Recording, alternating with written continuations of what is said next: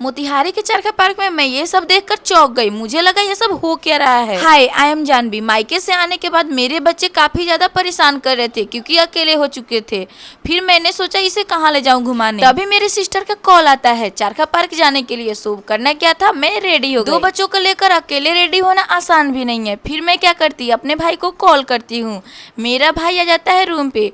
फिर मैं फटाफट से रेडी होकर निकल पड़ती हूँ। घर से निकलने के बाद मैं देखती हूँ मेरे दोनों बच्चे काफी ज्यादा खुश हो जाते हैं। सो ये सब देखकर मुझे काफी ज्यादा खुशी होती है। रास्ते में मिल जाती है मेरी सिस्टर। फिर हम लोग निकल पड़ते हैं चरखा पार्क के लिए। रास्ते में मेरी नजर पड़ती है मोती झील पे, जिसको देखकर मुझे काफी ज्यादा खुशी होती है क्योंकि यहाँ का जगह पहले से बहुत ज्यादा खूबसूरत हो चुका है। फिर मैं पहुँच जाती हूँ चरखा पार्क और यहाँ पहुँचते ही सबसे पहले मैं लेती हूँ टिकट लेते ही हम सबकी हो जाती है एंट्री। फिर क्या हमारे बच्चे लगते हैं खेलने को। ये सब देखकर मुझे लगा सारे क्रिएटर कितने मेहनत करते हैं सिवाय मुझे छोड़कर। और यहाँ पे बहुत ही ज्यादा कड़कती धूप की वजह से मुझे लग जाती है प्यास और फिर मैं खरीदती हूँ कोल्ड ड्रिंक। और तभी परी का नजर पड़ जाता है आइसक्रीम पे। फिर लगती है आइसक्रीम खरीदवाने।